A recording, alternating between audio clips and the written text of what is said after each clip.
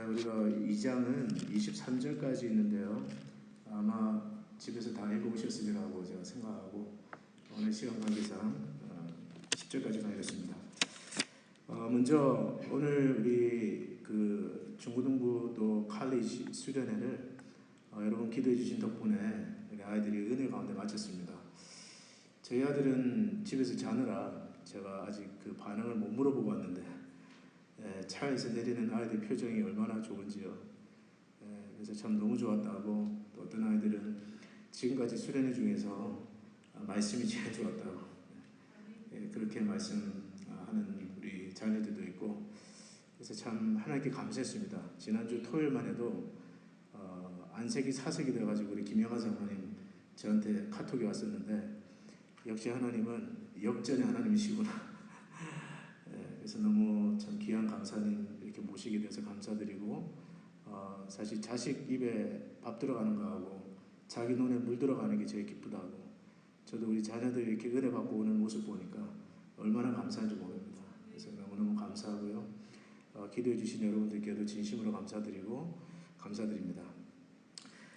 그리고 우리 기도 제목이 있는데요. 우리 장순희 권사님 그 모친 되시는 우리 모친 이제 84 되시는 우리 어머니께서 복막염 수술을 받으시고 지금 입원하시는데 중환자실에서 굉장히 위독한 가운데 계셨습니다. 그래서 오늘 새벽에도 우리 같이 기도했는데 지금 이제 많이 조금 상태가 조금 좋아지셔가지고 그래도 참 다행히 한 소식을 들었습니다. 그래서 여러분 위해서 같이 기도해 주시기를 부탁을 드립니다. 나중에 우리 기도할 때 함께 기도하도록 하겠습니다. 자, 오늘 우리 사사기 2장 시작되는 괴로움과 그 원인이라는 제목으로 하나님 말씀을 여러분과 나누겠습니다.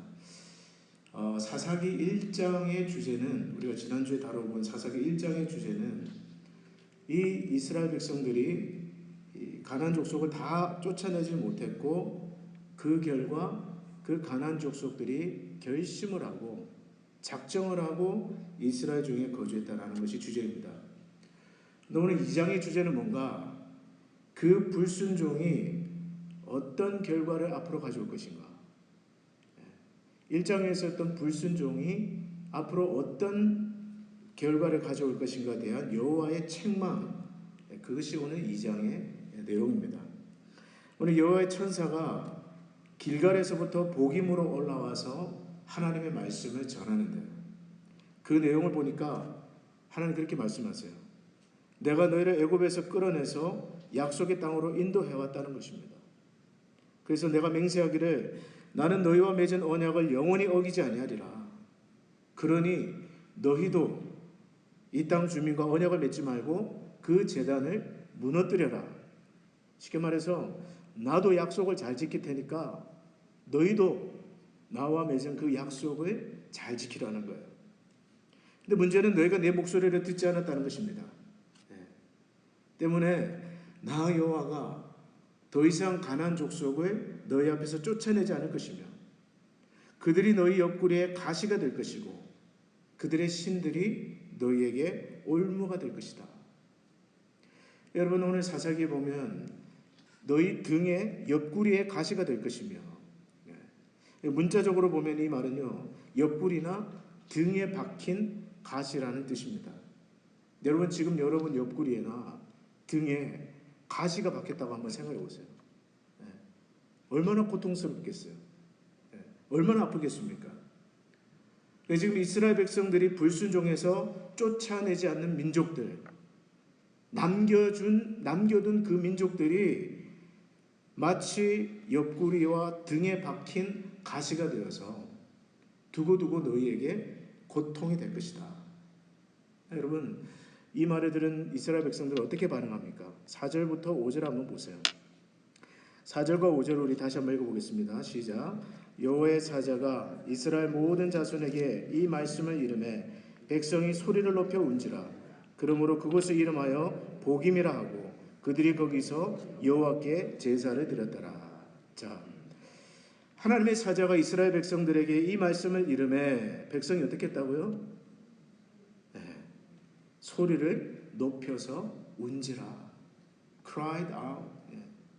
그냥 소리를 높여서 통곡한 것입니다.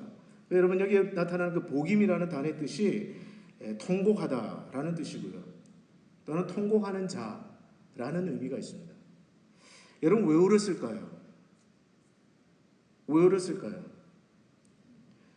회개의 눈물이었습니까? 물론 여러분 그들은 죄를 슬퍼했을 것입니다. 그리고 그 죄가 앞으로 가져올 재앙에 대한 말씀을 듣고 마음이 굉장히 고통스러울 것입니다. 그래서 울었을 거예요. 그러나 여러분 우리가 뒤에 나오는 사사기 뒤에 나오는 그들의 행보를 보면 이어지는 그들의 행보를 보면 이것은 참된 회개의 눈물이 아니라 그저 후회의 눈물인 것 같아요.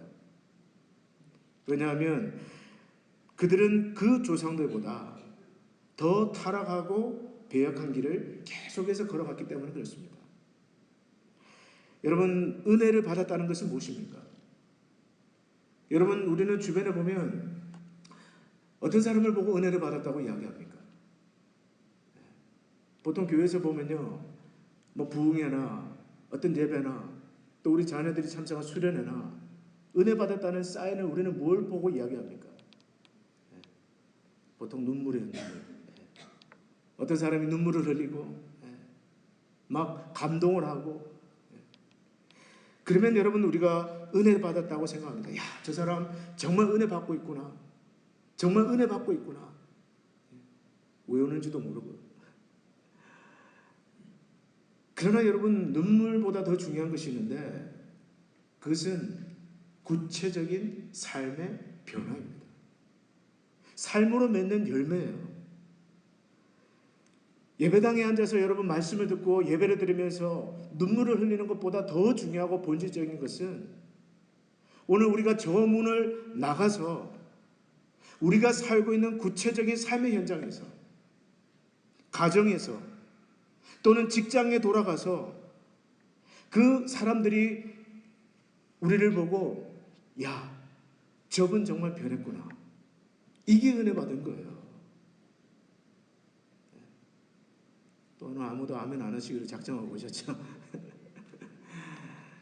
이게 은혜 받은 것입니다. 제가 우리 양육반이나 제자훈련하는 분들에게 그런 이야기를 자주 합니다. 돌아가신 옥하는 목사님께서 당신이 제자훈련을 제대로 받았는지 허투루 받았는지 어떻게 할 수 있느냐. 집에 가서 당신 아내에게 물어보면 된다는 거예요. 만약에 아내가 같이 사는 아내가 야, 정말 우리 남편 변했습니다. 그러면 제자훈련 제대로 받은 거라는 거예요. 반대로 성경구절 69절은 청산유수같이 암송하고 매일 큐티책을 끼고 다니고 또 숙제하고 뭐 큐티하고 전도하고 아무 걸 다 해도 가장 가까운 사람들이 볼 때 삶의 구체적인 변화가 없으면 그 제자훈련 잘못 받은 거라는 거예요. 목사인 저도 마찬가지입니다. 가장 가까이 사는 저의 아내가 인정할 때, 야, 우리 목사님 변했구나. 우리 남편 변했구나. 이게 정말 은혜 받았다라는 것이죠. 여러분 그렇게 다 필요 없다는 얘기 아닙니다. 큐티가 필요 없고 뭐 암송이 필요 없고 이런 얘기가 아니에요. 그것을 통해서 궁극적으로 우리가 어디에 도달하기를 원하느냐. 이걸 알아야 된다는 것이죠. 여러분 신앙생활의 목표를 어떤 그 기준을 감정에다가 두지 마십시오. 여러분 은혜 받으면 눈물이 날 수도 있습니다. 그러나 더 중요한 기준은 삶의 변화예요. 그러므로 여러분들께서 항상 마음에 품어야 될 질문이 있습니다. 설교를 들으시거나 교회 와서 예배를 드리거나 또는 내가 양육 훈련에 참가하면서 성경 공부를 할 때 성경 통독도 마찬가지예요. 10번을 읽었나 100번을 읽었나 그걸 체크하면서 하나씩 카운트하는 것도 물론 의미가 있고 중요한 일이지만 그러나 우리 스스로에게 질문해야 됩니다.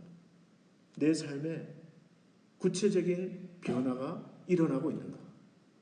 내 어느 습관 그리고 내 삶의 행동이 점점 좋아지고 있는가?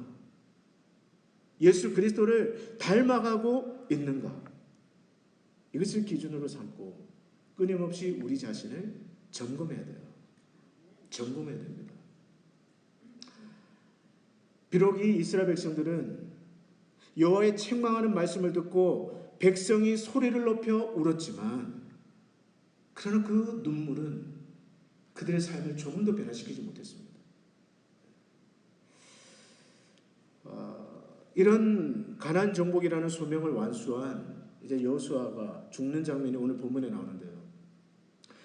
오늘 7절과 10절을 한번 읽어보겠습니다.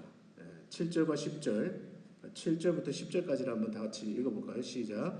백성이 여호수아가 사는 날 동안과 여호수아 뒤에 생존한 장로들 곧 여호와께서 이스라엘을 위하여 행하신 모든 큰 일을 본 자들이 사는 날 동안에 여호와를 섬겼더라. 그리고 10절. 그 세대의 사람도 다 그 조상들에게로 돌아왔고 그 후에 일어난 다른 세대는 여호와를 알지 못하며 여호와께서 이스라엘을 위하여 행하신 일도 알지 못하였더라.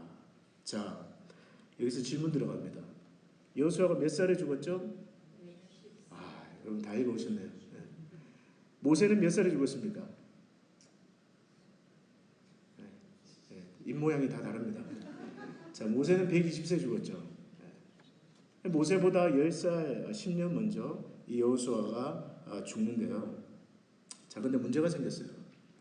무슨 문제냐? 오늘 이 백성이 여호수아가 사는 날 동안, 그리고 여호와께서 이스라엘을 위하여 행하신 큰 일을 본 자들이 살아있는 동안에는 여호와를 섬겼다라는 거예요. 그러나 문제는 이 여호수아와 세대와 여호수아와 함께했던 사람들이 다 죽고 그 다음 next generation이 일어났을 때 그들은 여호와를 알지 못하며 여호와께서 이스라엘을 위하여 행하신 일도 알지 못하였더라. 자, 그 결과 어떤 일이 벌어지느냐? 11절부터 13절까지 읽어봅니다. 11절부터 13절입니다. 시작. 이스라엘 자손이 여호와의 목전에 악을 행하여 바알들을 섬기며 애굽 땅에서 그들을 인도하여 내신 그들의 조상들의 하나님 여호와를 버리고 다른 신들 곧 그들의 주위에 있는 백성의 신들을 따라 그들에게 절하며 여호와의 진노하시게 하였으되 곧 그들이 여호와를 버리고 바알과 아스타롯을 섬겼으므로. 자, 무슨 말이에요, 여러분? 여호수아가 죽고 그 여호수아와 함께했던 세대들이 다 죽고 나자 그 뒤에 일어났던 넥스트 제너레이션, 그 자녀들은 여호와를 알지 못했다고 했습니다. 신앙교육이 실패했는지 무슨 이유에서였는지 그 다음 세대는 여호와를 알지 못했다고 성경은 말해요. 그런데 그 결과 어떻게 되느냐? 그 다음 세대는 여호와 목전에서 악을 행하고 바알들을 섬기고 하나님을 버리고 주위에 있는 다른 신들을 따라 섬기게 되었다. 여러분, 여기서 우리는 무엇을 알 수 있습니까? 우리 인간이 죄를 짓는 이유는 여호와 하나님을 알지 못하기 때문에 죄를 짓는다는 거예요. 여러분, 사람들이 왜 죄를 짓습니까? 왜 악을 행합니까? 물론 여러분, 죄인이기 때문에 죄를 짓습니다. 맞습니다. 그러나 오늘 이 말씀에 따라서 보니까 사람들이 죄를 짓는 근본적인 시작은 여호와를 알지 못하기 때문에. 이건 여러분 신학적인 지식을 이야기하는 것이 아닙니다. 거룩하신 하나님 여호와, 전능하신 하나님 여호와, 우리 인생에 대한 절대 주권을 가지고 계신 크고 두려우신 하나님을 알지 못하기 때문에 인간은 하나님을 떠나서 죄를 짓는다는 거예요. 헛된 우상에게 마음을 쏟는다는 거예요. 왜? 하나님을 알지 못하니까. 그분을 만나지를 못했으니까. 그분의 크심과 두려우심과 그분의 놀라운 그 능력을 맛보지 못했기 때문에, 경험하지 못했기 때문에 헛된 우상에다가 소망을 두고 우상이 정말 소망인 줄 알고 세상을 향해서 쫓아나가더라는 거예요. 때문에 여러분, 오늘 우리에게 중요한 것은 무엇입니까? 이 여호수아 세대는 그 자녀들에게 신앙을 전수하는 일에 실패했어요. 재산은 물려주었을지는 모르지만, 집은 물려주었을지 모르지만, 그러나 여호와를 아는 지식을 전달해 주는 데는 실패했다는 거예요.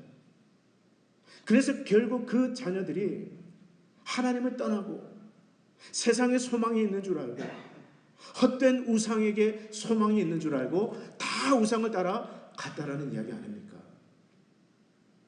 오늘 이것이 우리에게 어떤 도전을 줍니까? 오늘 우리는 우리 자녀들이 오늘 우리의 품 안에 있을 때 철저하게 신앙교육을 해야 된다는 것을 믿습니다.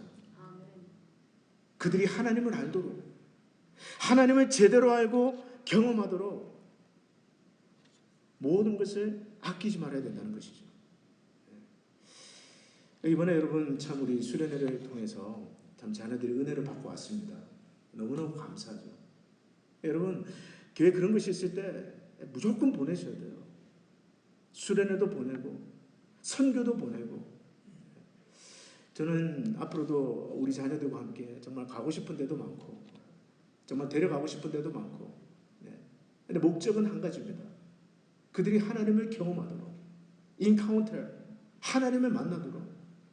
그래서 정말 여러분 정말 불을 만나면 불이 붙듯이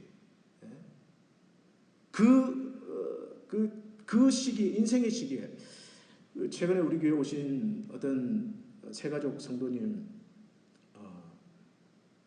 아들이 이제 군인 출신이신데요. 그분이 흥미로운 얘기를 하더라고요. 미군은 가장 미군에서 선호하는 그 연령대가 어느 연령이냐? 18세. 고등학교 졸업하고 막 군대 들어온 그 18세에서 19세 사이의 연령을 미군에서 제일 환영한대요. 왜 그럴까요? 나이가 20이 넘고 25이 되면 뭘 바꾸기가 힘들대요. 벌써 자기 생각이 있기 때문에. 그런데 그 18세 아이들, 고등학교만 졸업하고 난 애들은 넣어주면 넣어주는 대로 다 들어간다는 거예요. 그래서 여러분 미군에서 제일 선호하는 나이가 이제 18세, 19세, 고등학교 막 졸업하고 군대 입대하는 애들. 여러분 우리는 어떻게 해야 되겠습니까?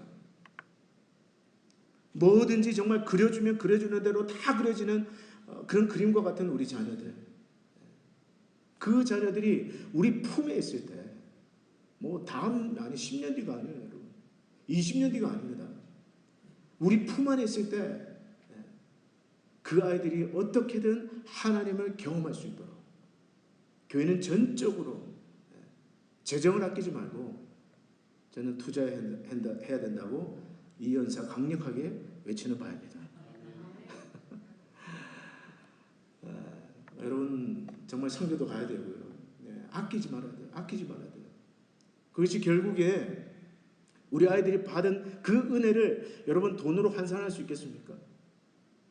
그때 받은 그 은혜가 그 아이 일생에 어떤 영향을 미칠지 지금 투자하는 것이 나중에 3배, 4배 들어가는 것보다 그 뒷수습하는 것보다 훨씬 더 지혜롭고 유익하다고 저는 믿습니다. 기도 많이 해주시고요. 앞으로도 우리 자녀들 정말 이 리노에만 가둘 것이 아니라 저는 정말 나가고 싶어요. 땅끝으로. 물론 멕시코도 가지만 정말 세상은 넓다라는 걸 한번 보여주고 싶고 열방 가운데서 일하시는 그 크신 하나님, 그 하나님을 정말 경험하게 해주고 싶은 것입니다.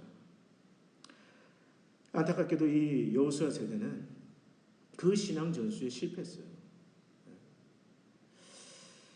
여러분 이스라엘 백성들이 왜 죄를 지었느냐? 그들이 하나님을 떠나 죄를 지었을 때는 아마 그 죄를 굉장히 가볍게 생각했을 거예요. 이 정도쯤이야. 그쯤이야 괜찮겠지. 아마 그들은 시리어스하게 생각하지 않았을 것입니다. 여러분 오늘 우리도 마찬가지예요. 왜 우리는 죄를 짓습니까? 왜 인생들은 죄를 짓습니까? 물론 연약해서 죄를 짓기도 하지만 그 마음에는 그 죄에 대한 경각심이 풀어졌기 때문에 그렇습니다. 별것 아닌 것처럼 안일하게 생각하기 때문에 그래요. 그래서 여러분 그들이 여호와의 목전에서 악을 행하고 이 이스라엘 백성들, 여호수아 다음 세대에 일어났던 그 세대들도 하나님 앞에 죄를 지었을 때는 그들은 안일하게 생각했을 거예요. 뭐 이 정도쯤이야. 그러나 여러분, 그것이 어떤 결과를 가져왔습니까? 14절부터 15절 두 절을 한번 읽어보겠습니다. 14절로 15절입니다. 시작. 여호와께서 이스라엘에게 진노하사 노력하는 자의 손에 넘겨주사 그들이 노력을 당하게 하시며 또 주위에 있는 모든 대적의 손에 팔아넘기시매 그들이 다시는 대적을 당하지 못하였으며 그들이 어디로 가든지 여호와의 손이 그들에게 재앙을 내리시니 곧 여호와께서 말씀하신 것과 같고 여호와께서 그들에게 맹세하신 것과 같아서 그들의 괴로움이 심하였더라. 여러분, 무슨 말입니까? 이 이스라엘 백성들이 여호와를 떠나서 우상을 섬기고 죄를 짓는 그 순간 여호와께서 그들에게 노하셔서 노력하는 자의 손에 넘겨주시고 다시는 대적을 이기지도 못하고 어디로 가든지 여호와의 손이 재앙을 내리셔서 하는 것마다 안 되게 하시고 하는 것마다 망하게 하시고 실패하게 하셔서 그들이 당하는 그 괴로움과 고통이 이만저만이 아니라는 거예요. 한마디로 하나님을 떠난 그 이스라엘 백성들의 운명이 비참해졌다라는 것입니다. 여러분, 이것이 죄의 속성입니다. 여러분, 죄의 속성이란 무엇입니까? 여러분, 죄는요, 당장에는 쾌락을 줍니다. 즐거움을 줘요. 붙들면 거기에 뭔가 있을 것 같이 보입니다. 여러분, 이스라엘 백성들이 아무 생각 없이 바알을 섬겼을까요? 이 바알은 날씨를 주관하는 신, 태풍을 주관하는 신으로 여겨졌어요. 풍요를 주관하는 신. 이스라엘 백성들이 바알을 섬겼을 때는 거기에 뭔가 있을 줄 알고 붙들었을 거예요. 그렇지 않습니까?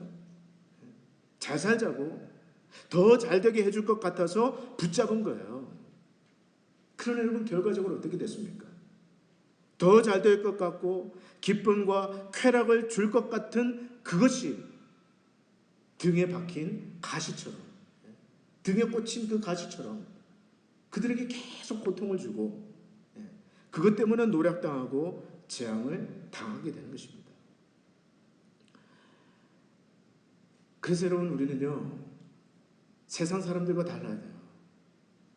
이 세상 사람들은 죄를 지으면서 거기에 죄가 주는 쾌락에 빠져서 즐거워하고 단맛을 느끼고 거기에 뭔가 있을 줄 알고 소망을 걸고, 마치 여러분, 인디안들이 늑대를 잡을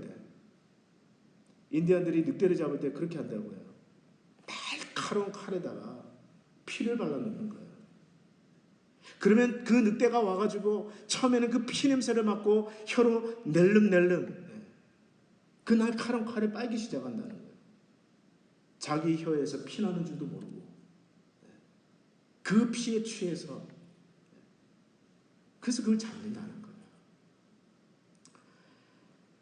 여러분, 죄가 주는 쾌락은 그것과 마찬가지입니다. 오늘 잠깐은 우리에게 쾌락을 주지만 그것이 결국 나를 죽이고 가정을 파괴하고 교회를 파괴한다는 것을 우리는 잊어서는 안 됩니다. 여러분, 누가 지혜로운 사람이에요? 이 죄의 속성을 알고 빨리 돌이키는 사람이 지혜로운 사람입니다. 빨간불이 들어왔을 때 하나님은요, 우리를 사랑하시기 때문에 예고 없이 치시는 분이 아니에요. 사인을 주세요. 너 그 길로 가면 안 된다. 빨리 돌이켜라. 지금은 돌이킬 때다. 유턴 사인을 하나님 주시는 분이십니다. 왜? 우리를 사랑하시기 때문에. 그러므로 사랑하는 성도 여러분, 빨간불이 들어왔다 싶을 때 멈추시기를 바랍니다. 유턴하셔야 돼요. 그것이 지혜입니다. 오늘 우리 사사기에 등장하는 이스라엘 백성들은요, 마치 사고를 치고 혼자 수습할 수 없이 어쩔 줄 몰라 하는 아이와 같습니다. 그러나 은혜로우신 하나님은 그 백성들에게 구원자를 세우시는데 그들이 바로 이스라엘의 사사들이에요. 오늘 16절부터 19절까지를 한번 읽어보겠습니다. 16절부터 19절까지 시작. 여호와께서 사사들을 세우사 노략자의 손에서 그들을 구원하게 하셨으나 그들이 그 사사들에게도 순종하지 아니하고 오히려 다른 신들을 따라가 음행하며 그들에게 절하고 여호와의 명령을 순종하던 그들의 조상들이 행하던 길에서 속히 치우쳐 떠나서 그와 같이 행하지 아니하였더라.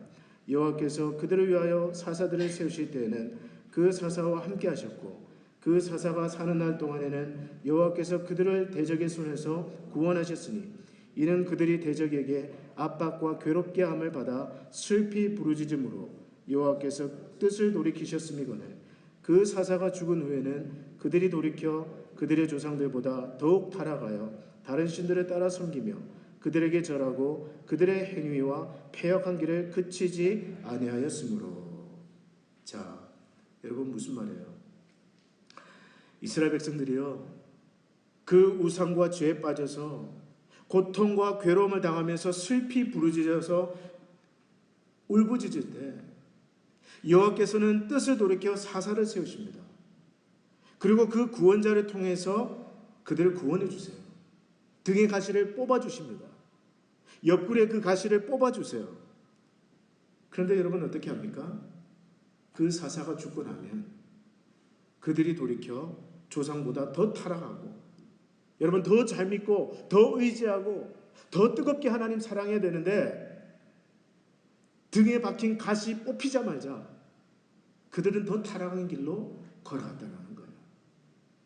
여러분 이것이 앞으로 이제 사사기 21장까지 계속해서 반복해서 나타나는 패턴입니다. 네 가지로 정리할 수 있는데요. 첫 번째 패턴은 이스라엘이 하나님 보시기에 악한 죄를 짓습니다. 우상을 섬겨요. 자, 그러면 두 번째 패턴, 그 죄로 인해 하나님의 진노를 사게 되고 그 결과 이방민족이 등에 가시가 되어서 박힙니다. 고통을 당하게 돼요.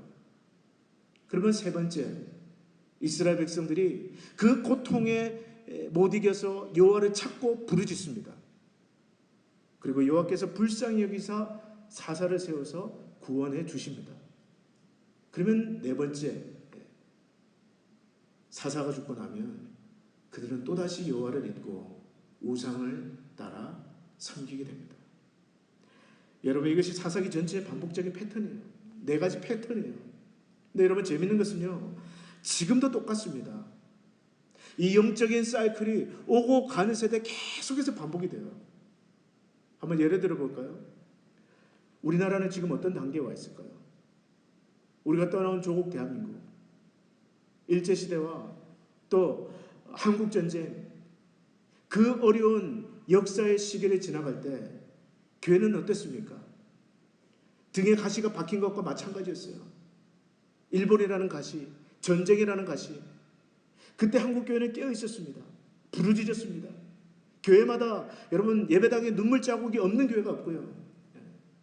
기도마다 사람들이 미어 터지고 우리나라를 불쌍히 여겨달라고 부르짖어 기도하는 사람들로 넘쳐났다고 해요.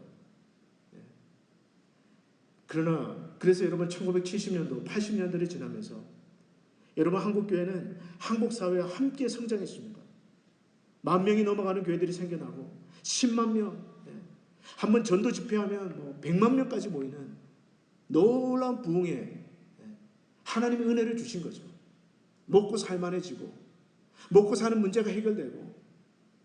자, 그러면 요즘은 어떻습니까? 요즘은 어때요? 주일학교 없는 교회도 많아지고요. 여러분 새벽기도 철야 예배, 점점 더 해외여행 가는 분들은 많지만 기도의 자리를 찾는 사람들은 없어져요. 그리고 너무도 안타깝게도 목회자의 타락과 교회의 타락과 뉴스만 열면 그런 뉴스들로 넘쳐나지 않습니까? 자, what's the next? 그 다음에 뭐가 올 거예요? 오늘 사사기의 패턴에 따르자면 그 다음 한국교회 앞에 기다리고 있는 것은 무엇일까요? 여러분 우리가 미래학자는 아니지만 성경만 제대로 묵상해도 어느 정도 예측할 수 있습니다. 지금은 깨어있을 때예요. 지금은 정신 차리고 신앙생활 할 때입니다. 여러분, 미래를 준비하는 가장 좋은 길은 무엇인 줄 아시나요? 그것은 깨어있는 것입니다. 깨어있는 거예요. 오늘 여러분과 제가 말씀과 기도로 깨어있는 것, 하나님 앞에 깨어있는 것, 그것이 미래를 준비하는 가장 좋은 길이에요. 여러분, 개인도 마찬가지입니다. 등에 가시가 박혔을 때 여러분 어떻게 하십니까? 병원으로 간다 이런 얘기 하지 마시고, 등에 가시가 박힌 것 같은 문제가 내 삶에 있을 때 여러분은 어떻게 하세요? 나오시잖아요. 수예배도 나오고 또 금요일 밤에도 나오고 새벽에도 나오고. 저도 여러분 LA에서 유학생을 할 때 힘드니까 마지막에는 금식하더라고요. 저 밥 잘 못 굶거든요. 근데 정말 힘드니까 금식하게 되더라고요. 누가 시키지도 않았는데.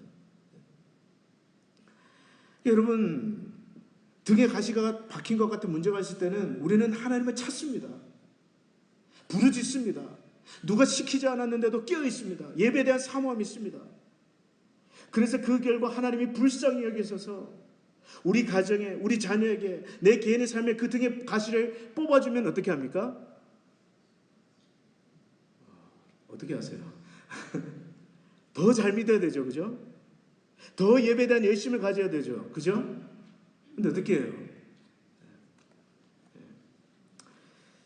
언제 그려내는 듯이 말씀의 자리를 떠나고 기도의 자리를 떠나고 예배 자리를 떠나는 것이 여러분 우리의 신앙 아닙니까? 여러분, 어떤 의미에서는 반짝 신앙이에요. 반짝 신앙. 문제가 있을 때, 등에 가시가 박혔을 때는 여러분 기도에도 나오고 예배도 나오고 간절하게 하나님 붙잡지만 하나님께서 그 등에 가시를 뽑아주시면 그때는 또 언제 그려내는 듯이 기도도 쉬고 예배도 쉬고 말씀도 방학하고. 여러분, 사실 이것은 거래적인 신앙이에요. 하나님과 어떤 의미에서는 거래를 하는 듯한 그런 신앙입니다. 여러분, 거래적인 신앙의 특징은 무엇일까요? 주시옵소서. 주시옵소서. 밤낮 주시옵소서. 여러분, 사실은 물론 하나님께 간구도 해야 되지만 이 거래적인 신앙은 하나님이 기뻐하시는 신앙이 아니에요. 오늘 사사기에 보이는 이 이스라엘 백성들의 신앙, 문제가 있을 때는 부르짖었다가 하나님이 사사를 세우셔서 그 문제를 해결해 주시고 나면 이제 지긋지긋한 그 가시가 뽑혔으니 이제부터 또 육신에 따라 마음대로 사는 그런 신앙, 그런 신앙을 하나님은 원하지 않습니다. 여러분, 하나님께서 저와 여러분에게 원하시는 신앙은 어떤 신앙입니까? 관계적인 신앙이에요. 무슨 신앙이에요? 즐거우나 괴로우나 매일매일 주님과 동행하는 신앙. 잘 될 때나 안 될 때나 또 기쁠 때나 괴로울 때나 상관없이, 비가 오나 눈이 오나 상관없이 매일매일 주님과 동행하는 신앙, 매일매일 말씀 앞에 의지하는 신앙. 시편 16장 말씀처럼 여호와여, 내가 주를 내 앞에 모시며, 항상 주님을 앞에 모시는 그런 신앙을 하나님 원하신다는 거예요. 여러분, 관계적인 신앙의 특징은요, 잘 될 때나 안 될 때나 늘 변함이 없어요. 주님을 의지하는 그 마음에, 주님을 바라보는 그 마음에 변함이 없습니다. 그리고 주님 사랑해요. 물론 때로는 여러분 주시옵소서 이런 기도도 해야 되지만, 그러나 여러분, 어떤 분들은 10분 기도하면 10분 내도록 주시옵소서, 30분 기도하면 30분 내도록 주시옵소서, 주시옵소서 하다가 집에 가시는 그런 분이 아니라, 때로는 정말 여러분, 주님 사랑해요, 주님 감사해요, 주님 한 분만으로 저는 만족해요. 그것이 관계적인 신앙이라는 것입니다. 여러분 그 고백을 하나님 앞에 언제 마지막으로 드려보셨어요? 저도 제 자신에게 자주 질문합니다. 나는 지금 목회의 성공을 위해서 예수님을 지금 필요로 하고 있는가? 아니면 주님 한 분만으로 나는 지금도 충분히 만족한가? 약간 두렵고 떨림으로 말을 하자면 저는 주님이 그냥 좋습니다. 지금 그래요. 목회의 어떤 성공을 위해서 예수님 이것도 해결해 주시고 저것도 해결해 주시고, 목회를 위해서 주님이 필요한 것이 아니라 주님 생각하면 감사하고요. 이 설교 준비하면서 정직하게 한번 저 자신에게 질문해 봤습니다. 주님 감사해요. 주님 한 분만으로 충분해요. 지금도 좋습니다. 이런 마음이 있는 것이죠. 사랑하는 성도 여러분, 주님은 우리의 비즈니스 파트너가 아닙니다. 주님은 저와 여러분을 연인으로 부르셨어요.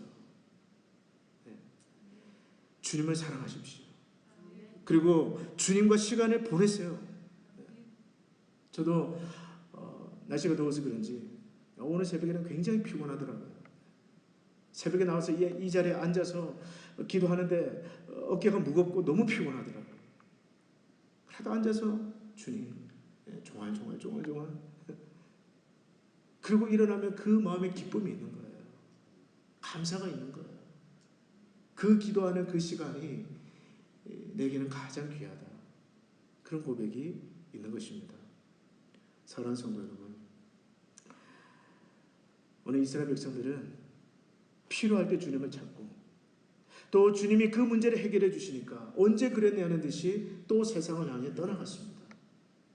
그럼 오늘 여러분과 저는 주님 한 분만으로 충분해요. 주님 사랑해요. 주님 감사해요. 이러한 기도가 있기를 주 이름으로 축복합니다. 오늘 말씀 맺습니다.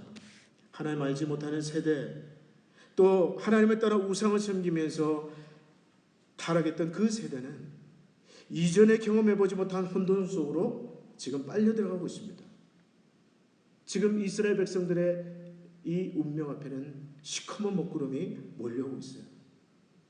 그러나 그 시커먼 먹구름 속에서도 살짝 비치는 태양처럼 하나님께서는 여전히 그들을 포기하지 않고 구원의 길을 예배하고 계십니다.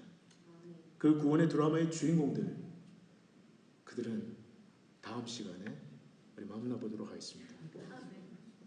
같이 기도하겠습니다.